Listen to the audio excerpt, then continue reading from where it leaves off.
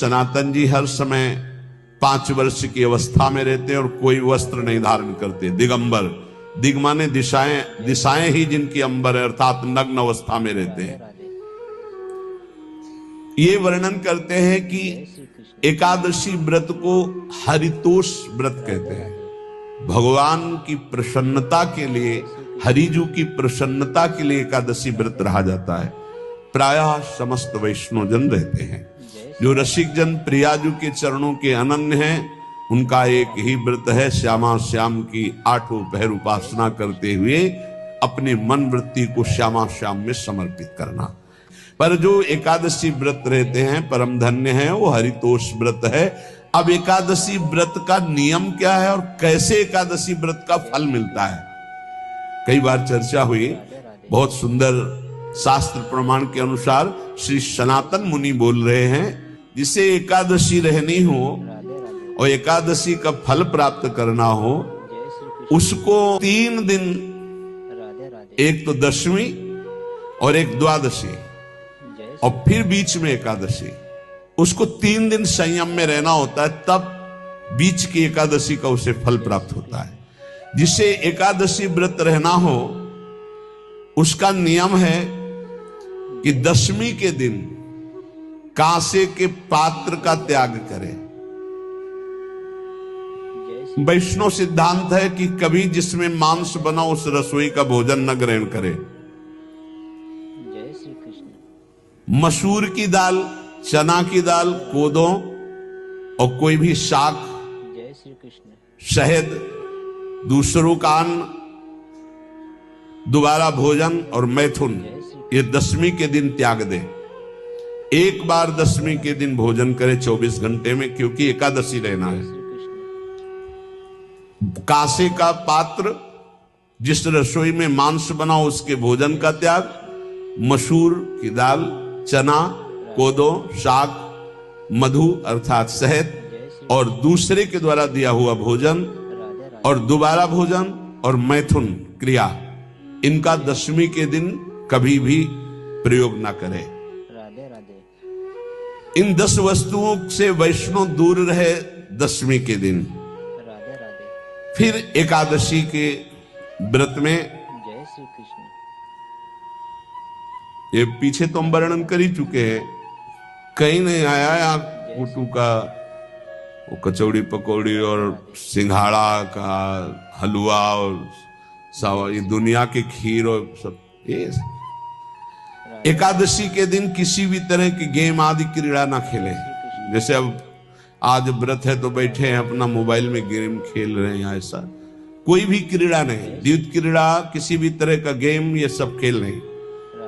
एकादशी के दिन उपासक को चाहिए कि वो किसी भी तरह की क्रीड़ा, मनोरंजन बिल्कुल नहीं, नींद नहीं लेनी उसको, न दिन में न रात में। एकादशी व्रत, और प्रायः पुराने महापुरुषों ने ऐसा किया है। रामदास जी डाकोर के रात में जाते थे, रणछोड़ भगवान के यहाँ कीर्तन करते थे जाकर, तभी तो भगवान उनके कीर्तन पर, उनकी भक्ति पर रीछ कर गाड़ी में बैठकर उनके साथ आए थे। पूरी रात जग कर कीर्तन करना, और दिन में तो सोना ही निषेध है। पान खाना निषेध है, एकादशी को बिल्कुल नहीं। जो व्रत रह रहे, वृक्ष से तोड़कर जो दतून की जाती है, एकादशी के दिन नहीं। दूसरे की निंदा करना, चर्चा करना नहीं, अर्थात अधिकतर मौन व्रत धारण करे एकादशी के दिन। चुगली करना, कोई चोरी करना, वाणी से, शरीर से, मन से किसी को दुख पहुंचाना, भोग करना, मैथुन करना, किसी के ऊपर गुस्सा करना, झूठ बोलना, एकादशी के दिन ये नहीं करना चाहिए। एकादशी को एक बार कुछ फलाहार शुद्ध, अगर आपके पास कोई व्यवस्था नहीं तो थोड़ा दूध है, जल है, ऐसे आप लेकर, या थोड़ा सा फल ले, थोड़ा सा फल लेकर के प्राण पोषण, एक दिन में मर नहीं जाओगे, कितने तो निर्जला एकादशी रहते हैं, हर एकादशी निर्जला। पूज्य श्री मथुरा दास जी निर्जला ही रहते थे हर एकादशी। चलो भैया आपकी सामर्थ्य नहीं तो जल 2-4 बार ले लो, एक बार थोड़ा सा दूध और फल ले लो, चल जाएगा काम, प्राणों का पोषण हो जाएगा। ये आचरण न करे, एक बार जय श्री कृष्ण कुछ आहार ले ले, वो भी शुद्ध भगवद अर्पित प्रसाद। फिर द्वादशी को कांस के पात्र में द्वादशी को भी भोजन न पावे। जिस रसोई में मांस बनाओ उसमें आहार न ले, किसी भी तरह का नशा द्वादशी को न करे, शहद न पाए, तेल के बने पदार्थ न पाए, मिथ्या भाषण न करे और बहुत शरीर का व्यायाम न करे, बहुत थकावट वाले कार्य न करे, दोबारा भोजन न करे। एक बार द्वादशी को भी भोजन पवित्र, मैथुन न करे, जिसका स्पर्श नहीं किया जाता ऐसे पदार्थों का स्पर्श न करे, और मसूर की दाल न खाए। द्वादशी को जो इन नियमों का पालन करता है, दशमी द्वादशी ऐसे और एकादशी ऐसे, तब उसे एकादशी व्रत का फल प्राप्त होता है। जय श्री कृष्ण। उपासक को चाहिए राधे राधे कि इन नियमों से व्रत का अनुष्ठान करे, मनमानी आचरण न करे। सबसे प्रार्थना जो एकादशी रहते हो, हरितोष व्रत इसे कहते हैं, भगवान की प्रसन्नता के लिए रहा जाता है, रहना चाहिए। जो अपनी आचार्य परंपरा में हैं, जैसे जिनका सिद्धांत है, पर रहने का सिद्धांत ये श्री सनत कुमार जी वर्णन, श्री सनक जी महाराज, ये सनत कुमार जी वर्णन की।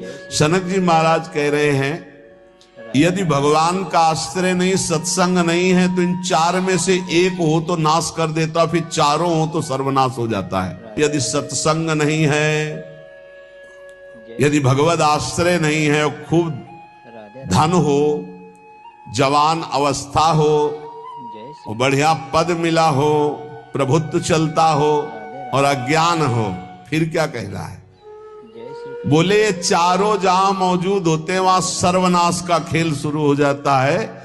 अगर इनमें से एक हो तो सर्वनाश करने में पर्याप्त है, और अगर चारों हो तो फिर क्या कहना है?